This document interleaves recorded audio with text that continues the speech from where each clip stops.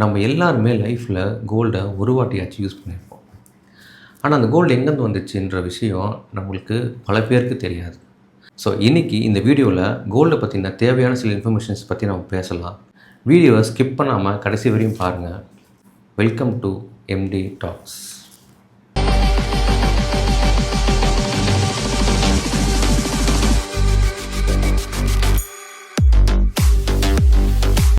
So first நம்மளுக்கு gold எப்படி கிடச்சின்றதை பார்க்கலாம். ஸ்பேஸில் 2 பெரிய ஸ்டார் மோதி அதுலேருந்து உருவான ஒரு பெரிய பிளாஸ்ட்னால் கோல்டு டஸ்டெல்லாம் ஸ்பேஸ் ஃபுல்லாகவே பரவிடுச்சு. பூமி உருவாகும் போது செம்ம ஹாட்டாக இருந்துச்சு. ஸோ வெயிட்டான கோல்டெல்லாம் கிராவிட்டினால் பூமியோடைய நடுப்பகுதிக்கு போயிடுச்சு. அந்த கோல்டை நம்மளால் எடுக்க முடியாது. பூமிக்கு நடுவில் போயிடுச்சு, எடுக்க முடியாதுன்னா இப்போ யூஸ் பண்ணுற கோல்டெல்லாம் எங்கேருந்து எடுத்தாங்க? பூமி சாலிடாக ஆனதுக்கப்புறம் பூமி மேலே லட்சக்கணக்கான ஆஸ்ட்ராய்டு அட்டாக் பண்ணுச்சு. ஸோ அந்த கற்களில் இருக்கிற கோல்டு தான் பூமியோடைய அப்பர் லேயரில் தங்கிடுச்சு. அதை தான் நம்ம தோண்டி எடுத்து யூஸ் பண்ணிகிட்ருக்கோம். ஸோ இந்த முறையில் தான் கோல்டு நமக்கு வந்துச்சு. இந்த கோல்டு ஃபஸ்ட்டு நம்ம எப்போ எடுக்க ஆரம்பித்தோன்னா கிட்டத்தட்ட 6000 வருஷத்துக்கு முன்னாடி தான் நம்ம அந்த கோல்டு எடுக்க ஆரம்பித்தோம். சரி, இந்த எடுத்த கோல்டு வச்சு ஃபஸ்ட்டு என்ன பண்ணாங்கன்னு கேட்டிங்கன்னா, தங்கத்தை ஃபஸ்ட்டு யாருமே ஒரு காசாக பார்க்கல. அது ஒரு கடவுளுடைய பொருளாக மட்டும்தான் பார்த்தாங்க.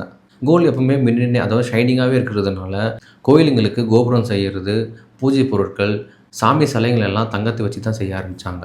இது ஆரம்பத்தில் ஒரு புனிதமான பொருளை தான் அவங்க பார்த்தாங்க. எகிப்தில் ராஜாக்கள் இறக்கும்போது அவங்க கூட தங்க பொருளை வச்சு தான் புதைப்பாங்க. அது ஏன்னா வேறு உலகத்தில் அவங்க பிறக்கும்போது அந்த கோல்டு அவங்களுக்கு ஒரு பவரை கொடுக்கும்னு நம்பினாங்க. கிட்டத்தட்ட 3000லேருந்து 3600 பிசி அந்த காலகட்டத்திலேயே ஏஷியன்ட் எகிப்த் கோல்டை பயன்படுத்த ஆரம்பிச்சிட்டாங்க. முன்னாடியெல்லாம் கோல்டை எல்லோ பிரிட்டி ஸ்டோன்னு சொல்லுவாங்க. கோல்டு பூமியோடைய அப்பர் லேயரில் இருந்ததுனால மனுஷங்க ரிவரில் நடந்து போகும்போது கோல்டு கட்டிங்கை பார்த்துட்டு அது ஒரு எல்லோ ஸ்டோனை மட்டும்தான் நினச்சாங்க.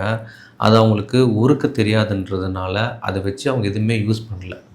அடுத்து அதை நெருப்பில் போட்ட உடனே அந்த எல்லோ ஸ்டோன் உருகி சாஃப்டாகி நம்ம நினச்ச ஷேப்புக்கு அதை கொண்டு வர முடியும்னு அந்த மனுஷங்க கண்டுபிடிச்சாங்க. வெல்ட் பண்ண அந்த தங்கத்தை வளையல் நெக்லஸில் செஞ்சு ராஜாக்கள் போட ஆரம்பித்தாங்க.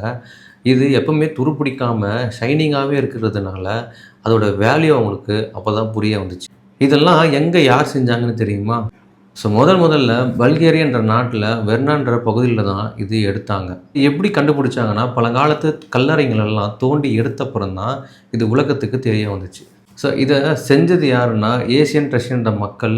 அவங்க தான் ஃபஸ்ட்டு தங்கத்தை உருக்க முடியுன்றதையும் அந்த உருக்கின தங்கத்தை அவங்களுக்கு ஏற்ற ஷேப்பில் ஆர்னமெண்ட்டாக செய்ய முடியுன்றதை கற்றுக்கின ஒரு அட்வான்ஸ் மக்களாகவும் இருந்தாங்க. ஸோ இப்படி தான் அந்த காலத்து ராஜாங்கள்லாம் தங்கத்தை யூஸ் பண்ணிகிட்டு இருந்தாங்க. பெரும்பாலுமாக நம்ம ஒரு நகை கடைக்கு போனோம்னா அங்கே வர கஸ்டமர்ஸ் கேட்குற ஒரே கேள்வி, இந்த தங்கத்தை உங்களுக்கு யார் கொடுக்குறா, இந்த தங்கத்தை உங்களுக்கு எங்கேருந்து எடுக்கிறீங்கன்ற விஷயத்தை கேட்குறாங்க. ஸோ இவங்களுக்கு இந்த வீடியோவை ஷேர் பண்ணுங்கள். ஸோ அடுத்து தங்கத்தை பற்றி நான் இப்போ கரண்ட்டில் இருக்கிற சில அப்டேட்ஸ்லாம் நம்ம பார்க்கலாம். உலகத்தில் கோல்டு அதிகமாக ப்ரொடியூஸ் பண்ணுற ஒரு கண்ட்ரி பார்த்திங்கன்னா China, Russia and Australia. India mining பண்ணுறது இல்லையான்னு கேட்டிங்கன்னா, நம்ம சொன்ன இந்த டாப் கண்ட்ரிஸ்கிட்ட இருக்கிற மைனிங் பண்ணக்கூடிய செட்டப், டெக்னாலஜி, நேச்சுரல் ரிசோர்ஸ் எல்லாம் ரொம்ப பெருசு. ஸோ இந்தியாவில் நடக்கிற மைனிங் எல்லாம் சும்மா ஒரு பேருக்கு தான் பண்ணிகிட்ருக்காங்க. அதாவது நம்ம பார்த்த இந்த 3 கண்ட்ரிஸை கம்பேர் பண்ணும்போது இந்தியா 0 மாதிரி தான். ஃபார் எக்ஸாம்பிள், அவங்கெல்லாம் ஒரு வருஷத்துக்கு கோல்டு ப்ரொடக்ஷன் எவ்வளோ பண்ணுறாங்க தெரியுமா? சைனா கிட்டத்தட்ட 370 டன்னுக்கு மேலே பண்ணுறாங்க. ரஷ்யா 320 டன்னுக்கு மேலே பண்ணுறாங்க. ஆஸ்திரேலியா 310 டன் மேலே பண்ணுறாங்க. ஆனால் இந்தியா 2 டன் கூட பண்ண முடியாமல் கஷ்டப்படுறாங்க. ஏன்னா அவங்க ஊரில் இருக்கிற பாறைங்க தோண்டினா, அதாவது 1 டன் பாறையை வெளியே எடுத்தால் அவங்களால 10லேருந்து 20 கிராம் தங்கத்தை, அதாவது பியூர் கோல்டை எடுக்க முடியுது. ஆஸ்திரேலியா, சைனாவில் இருக்கிற தங்க பாறைகள் பூமியோடைய மேல் லேயர்லேயே இருக்குது, அதாவது அப்பர் லேயர்லேயே இருக்கிறதுனால அவங்க ஈஸியாக பெரிய தொலையை போட்டு தோண்டி அதை எடுத்துடுறாங்க. ரஷ்யாவில் இருக்கிற மைனும் ஆஸ்திரேலியா இருக்கிற மைனும் கிலோமீட்டர் கணக்கில் பறந்து விரிஞ்சு இருக்கிற ஒரு பெரிய மெகா மைன்.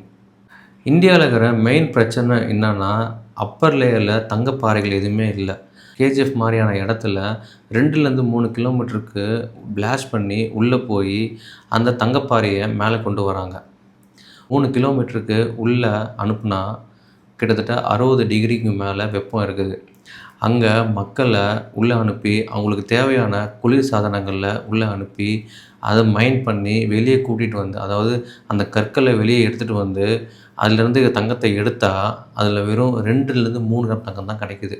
அதை விற்று வர காசை விட மைன் பண்ணுறதுக்கு தேவையான லேபர்ஸும் எலக்ட்ரிசிட்டிக்கும் அதிகமாக செலவாகுது. இருந்தாலும் உலகத்தில் மக்கள் தோண்டி எடுக்கப்பட்ட தங்கம் ரொம்ப கம்மி தான். 2,20,000லேருந்து 2,16,000 மெட்ரிக் டன் மட்டும்தான் நம்ம தோண்டி எடுத்திருக்கோம். ஒரு சிம்பிள் எக்ஸாம்பிளோட சொல்லணும்னா, நம்ம உலகத்தில் இருக்கிற எல்லா தங்கத்தையும் உருக்கி ஒரு ஸ்கொயர் க்யூபாக மாற்றி அதை நிற்க வச்சோம்னா வெறும் 22 மீட்டர், அதாவது ஒரு 3லேருந்து 4 அடுக்கு மாடி கட்டினா பில்டிங் எவ்வளோ ஹைட் இருக்குமோ அவ்வளோ ஹைட்டு தான் இருக்காமா. ஒரு வருஷத்துக்கு 3,400லேருந்து 3,600 மெட்ரிக் டன் வரைக்கும் கோல்டை இந்த உலகத்துலேருந்து தோண்டி எடுத்துகிட்டு இருக்காங்க. இப்போ 2026 டேட்டா படி நம்ம உலகத்தில் இருக்கிற கோல்டோடைய டன் எவ்வளோ தெரியுமா? 2,16,000லேருந்து 2,18,000 டன் இருக்காமா.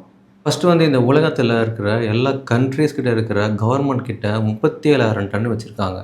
இது அந்த நாட்டோடைய டெவலப்மெண்ட்டுக்கும் அவங்களுடைய ஸ்ட்ரென்த்துக்கும் அது வந்து வச்சுருக்காங்க. அடுத்து பார்த்தீங்கன்னா, உலகத்தில் இருக்கிற மக்கள்கிட்ட கிட்டத்தட்ட 1,00,000 டன் வரைக்குமே கோல்டு வச்சுருக்காங்க. அதில் முக்கியமான விஷயம் என்னென்னு கேட்டிங்கன்னா, கிட்டத்தட்ட 24,000 டன்னு இந்தியாவில் இருக்கிற பெண்கள் கிட்ட மட்டும் இருக்குது. அதாவது இந்தியாவில் இருக்கிற லேடிஸ் கிட்ட மட்டும் 24,000 டன்னு கோல்டு வச்சுருக்காங்க. நெக்ஸ்ட் பார்த்தீங்கன்னா, இன்வெஸ்ட்மெண்ட் பர்பஸ்க்காக, அதாவது ஒரு ப்ரைவேட் இன்வெஸ்ட்மெண்ட் பர்பஸ்க்காக 47,000 டன் வச்சுருக்காங்க.